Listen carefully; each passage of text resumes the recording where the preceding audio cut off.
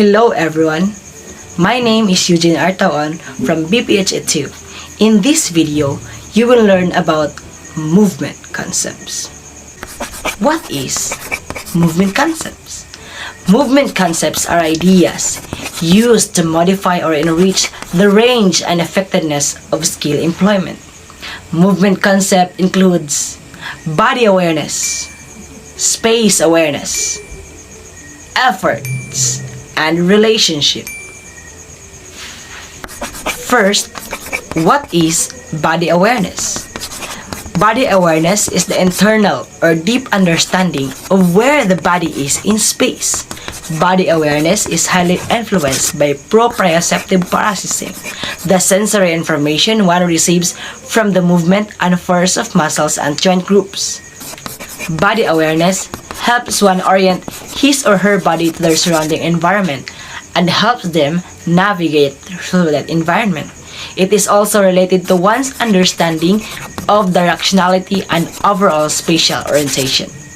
Moreover, body awareness refers to what our body can do, the shapes it can make, how it can balance, the transfer of weight, and flight. Let us use gymnasts as reference for this topic.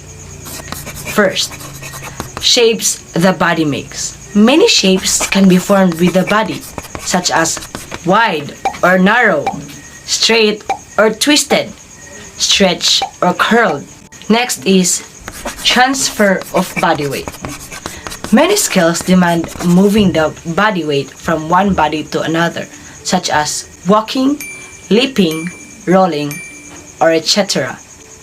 In this video clip, we can see the transfer of weight of the gymnasts. Next is balance or weight bearing. Balance demands that different body parts to support the weight or receive the weight. Different numbers of body parts can be used as body supports and involved in movements. The body is in balanced position when its center of gravity is over its base of support, as you can see in the example video.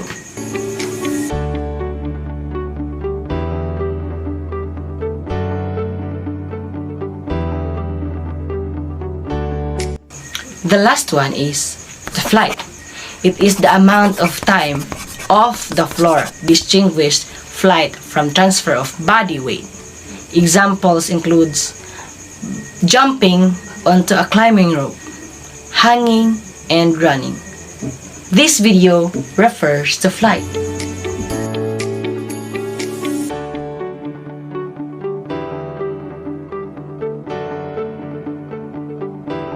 Thank you for listening, and let us enjoy learning from the next presenter. Hi, my name is Francisco III J. Cornelio, and today we're going to talk about spatial awareness. So what is spatial awareness? Spatial awareness is knowing where your body is in space in relation to objects or other people. Deficiencies in spatial awareness can have a direct impact on our safety, and all it takes is a misplaced foot or hand and taking your eye off on what is in front of you. Without this awareness, we would not be able to perform even the simplest tasks, such as climbing the stairs or crossing the road safely without incident. What should we do to be spatially aware? Be sense-able. Our senses ensure that we receive and process accurate information about the environment around us. This helps us to function safely when completing day-to-day activities. Spatial awareness is therefore a key component in preserving our safety and well-being.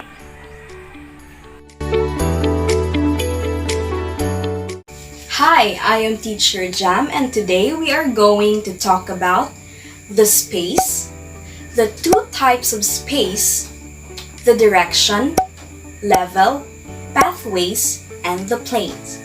So firstly, what is a space? A space is where our body moves. On the picture, you will see that the group of ballet dancers are doing their routines. The area that is being provided by the hall is what we call the space. And we have two different kinds of space. The first one is the general space, and the second one is what we call the personal space. Let us define the general space. The general space is also known as the playing area or the total area being shared by all the dancers. On the picture, you will see that the arrows are pointing on the total area used by all the dancers as a group, while the personal space is the area surrounding a person, including the natural body extensions. As you can see on the picture, every dancer have their own personal spot and is being indicated by a square shape. That square shape is being pointed by the arrow.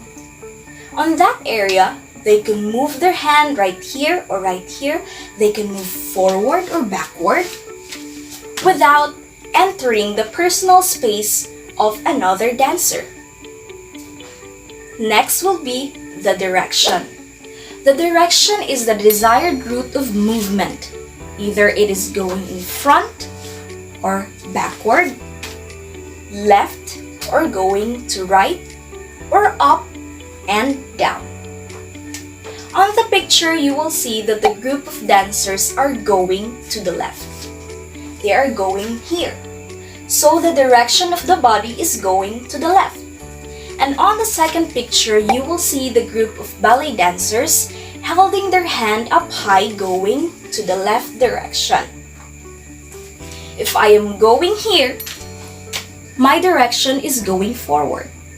If I am going right here, my direction is going backward. The next one will be the level. The level defines the relationship of the body to the floor or the apparatus used in height in space, whether it is low, medium, or high. On the picture, you will see a young taekwondo player hitting the low board. The board there is the apparatus used by the coach to measure that this level is low, this level is medium, and this level is high. And it is being illustrated on the picture that the young taekwondo player hit the low level board. If I am going to demonstrate, this would be the low level, this would be the medium level, and this would be the high level. The next one is the pathway. This trait describes the movement of space in a line. Either the person is going in a curved path, or in a zigzag path, or in a straight path. On the picture, you will see that the first person is going in a zigzag pathway. And on the second person, you will see that the second person is going straight. So his pathway is going straight. And on the third person, you will see that the person is going in a curved path. We have also what we call the plane. The plane is just a specific term used describing pathways. It would determine if the movement is going in a circular manner, or in a vertical manner, or in a horizontal manner. Thank you for listening. That would be all. Hello everyone! My name is Teacher Micah, and today let's talk about the qualities of movement. But before I start discussing, let me ask you first, what is movement? Correct! Movement. It consists of the movement of the body, coordination, use of motor skill areas, and reflex actions. It is about experiencing and developing a range of fundamental movement skills that will help improve the coordination, locomotion, control, balance, and manipulation. So today, I will be discussing the three qualities of movement. The first one is time or speed. This quality deals to the speed and duration of the movement, moving to a constant rhythm or acceleration or deceleration. It is how we move and describe the speed of the movement of chord. I will be presenting a short video clip that have some example of the qualities of the movement of time or speed.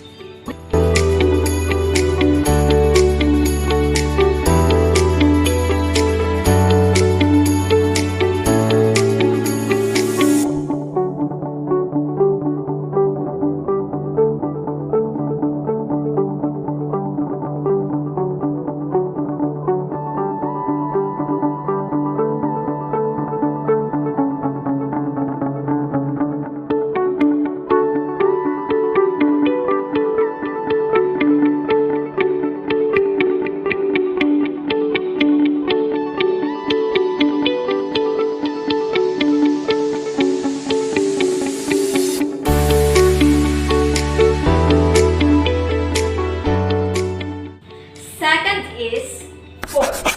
It is the effort or tension generated in movement. Learning how to generate, absorb, and direct force is an important outcome. In doing a movement, it is important to have force because it affects the movement sequence and emphasizes the action. So today, I will be presenting another video clip that has the qualities of movement of force.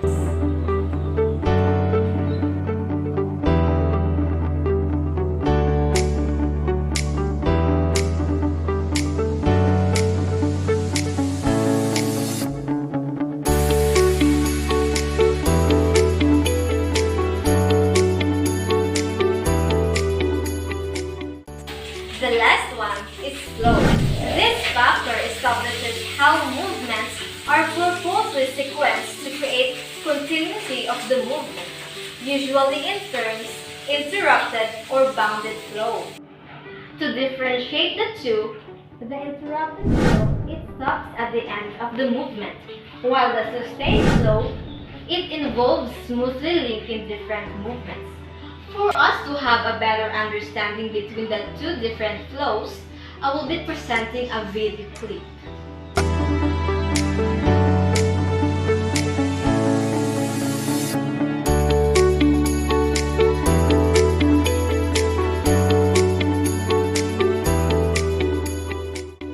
And those are the three qualities of movement.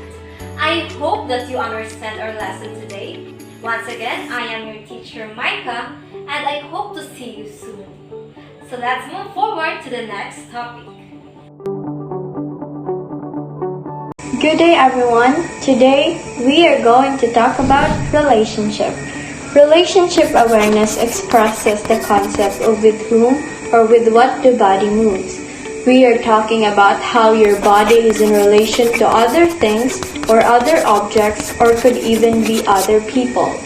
And also, we are learning about relationship and how your body relates to other objects in space that it stays still.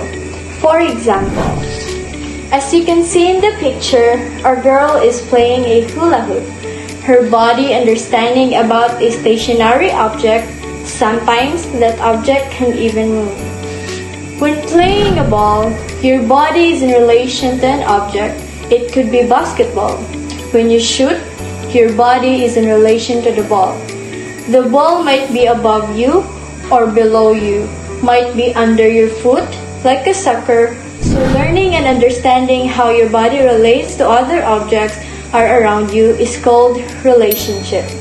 Over, under, above, below, near, far, in front, behind. Understanding our own body and being aware of how it moves. Hello everyone, I am your teacher for this topic, Teacher Krisha, and to continue the topic which is the relationships, let's talk about on and off, together and apart, and leading and following. Relationship awareness expresses the concepts of with whom or with what the body moves.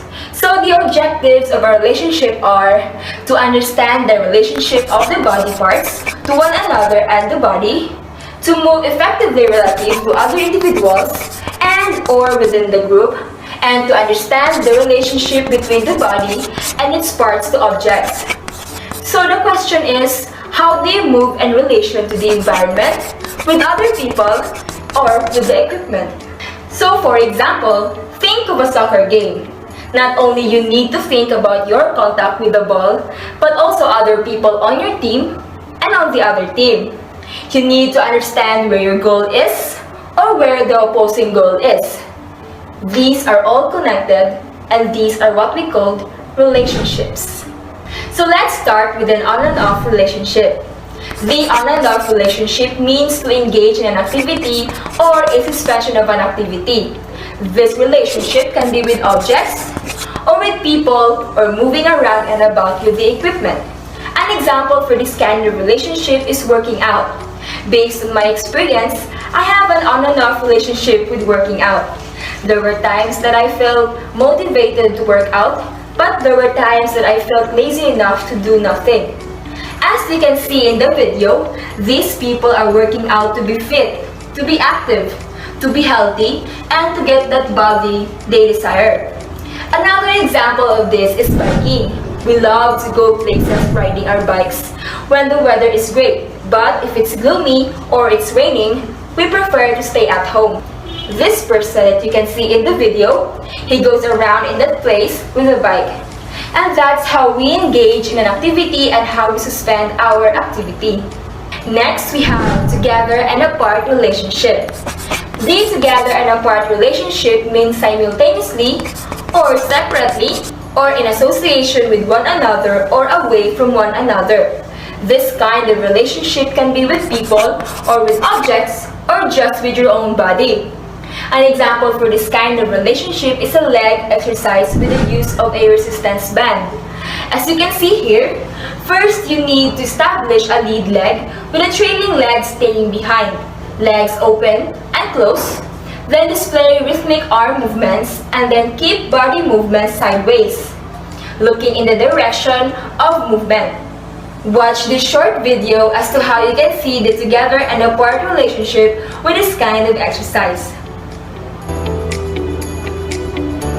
Next, we have leading and following relationship. The leading and following relationship means to a position at the front or to go after someone or something.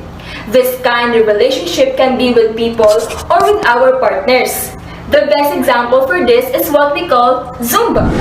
We copy or imitate the moves in front of us. This video that you see on your screen, yes, is one of the examples of virtual Zumba, and you can follow their dance steps. Another example for this is hiking with a group of people. Someone will lead the path to your destination. It could be that you are the leader of the pack or you are one of the followers. It could be basic hiking, or you could go to a more challenging like mountaineering. Here in the video, you can see this lovely couple taking a hike. The man is leading the way and the woman is following. That is leading and following relationship. And that concludes my part. The remaining topic will be discussed by the next person. Thank you for listening.